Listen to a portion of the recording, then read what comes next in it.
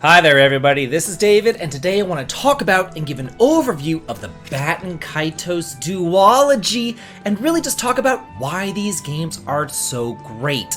They originally came out for the Nintendo GameCube, but now they're going to be re-released with added quality of life features over on the Nintendo Switch today.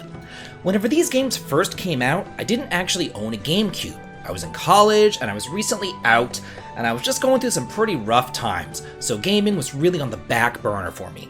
However, upon graduation, I was able to purchase a Wii, and I came back and I bought all those great games that I missed out on, from the Lost Kingdom series, to even like the Fire Emblem games, to Skies of Arcadia, and then those two great gems. Before we really do get down to the nitty-gritty, I want to talk about how it's going to be released here in the West. Unfortunately, it's not going to be coming out physically in America. This is available digitally only. However, there is a limited physical release slated for Europe. Or, you could always do what I'm going to do, which is to import the physical version from PlayAsia and then just play that. And if you want to do that too, there is a link in the video description that you can follow to pick up a physical version for yourself as well.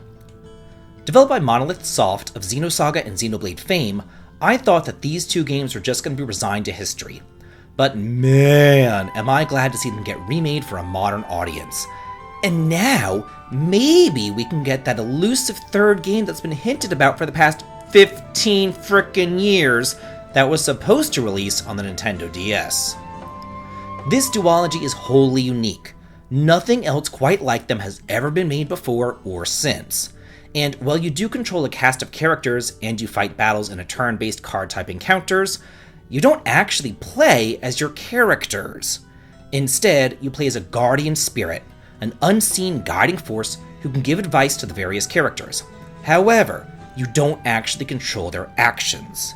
This can lead to some pretty shocking scenarios and twists throughout the series, none of which I will spoil here, but do just be aware that you are in for a wild ride with these two. Baten Kaitos Eternal Wings and the Lost Ocean is the first game in the series, following the story of Kalas as he traverses magical floating continents. And prior to the events of the game, the evil god Malpertio drained all the water away from the ocean, thus rendering the lower world completely uninhabitable. As such, humanity fled to the sky to live among the floating continents. This has allowed humans to gain limited flight capabilities, and in an effort to salvage what they can from the wrath of Malpertio, they developed the concept of Magnus, which allows people to capture the essence of everyday items and trap them into a card. The Magnus concept is essential not only to the plot and the storytelling, but also to the battle system. And the battles are really where these games shine. Normally, I am not the biggest fan of card-based battles. I find them to be needlessly obtuse, long-winded, and slow. But this game is a notable exception because they did card battling right, especially in the second game. Prior to the battles, you assemble your card deck for each character, and whenever battles begin, your cards are randomly drawn and you have a limited number of seconds to initiate combos, damaging your enemies, or buffing and debuffing, or even healing. And you do this with both an offensive turn and a separate defensive turn. There's a bit more to it than that though, since each Magnus has a spirit number associated with it, and if you select the cards in numerical order, you can deal more damage. Then there's hidden effects, where whenever you combine certain Magnus together, that's going to unlock potential and give you great bonuses in battle. For example, if you combine together like a sword and a fire, you'll get the stronger Flame Sword to use against enemies in battle. I've gotta say though, in the first game, because everyone has their own separate deck and you have 6 different party members, the management aspect can be a bit overwhelming.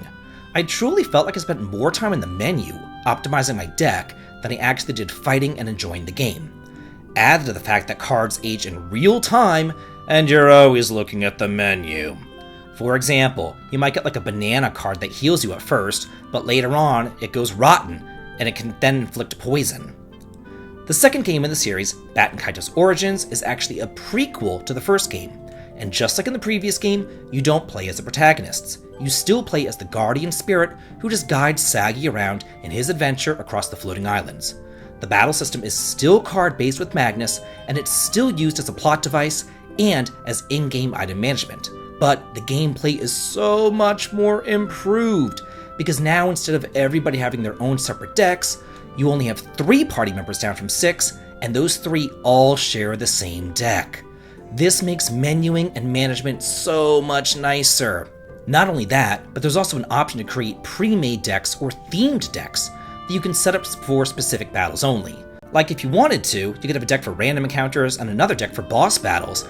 And keep in mind, there aren't any random encounters here either, all the enemies are visible on the field. As a prequel to the first game, this takes place 20 years prior to the events of the original, and you'll be revisiting many of the locales, but just kind of like an altered form. Don't think that this is all just one big rehash though, because there are a ton of new places to go to, such as entirely new continents, new towns, new dungeons, and a whole new cast of playable characters. And it's really cool to meet up with like the younger versions of the original cast too. It's really neat to see the groundwork set for the first game here in the prequel. You can see the beginning of the industrialization as the pro-Magnation sect, who prefers to use the power of Magnus, the wings, and the human heart, face off against the pro-Machination sect. This duology is just a whole lot of fun, and I loved it back in the day, and I am just beside myself with excitement to play this HD remaster now. Unfortunately though, it doesn't include any of the voice acting that was in the first 2 games. However, other quality of life improvements have been added, such as Japanese voice acting that wasn't in the original version, improved graphics and resolution, a stabilized frame rate, the ability to turn battles on and off, as well as an auto battle function, and the ability to skip cutscenes, not to mention an autosave feature and a 300% speed up. So that's it for what's so great about this duology. What do you think about these 2 games back in the day, and are you going to be picking up this new one for the Switch now? Let's get a discussion going on here, and let's all talk and chat about it, because I'm always in the comments too. And if you like what I do here on the channel, please head on over to the Patreon to sign up for early access to my videos and behind the scenes photographs. The link to it is over in the video description. And as always, please like, comment, and subscribe, and have a good day.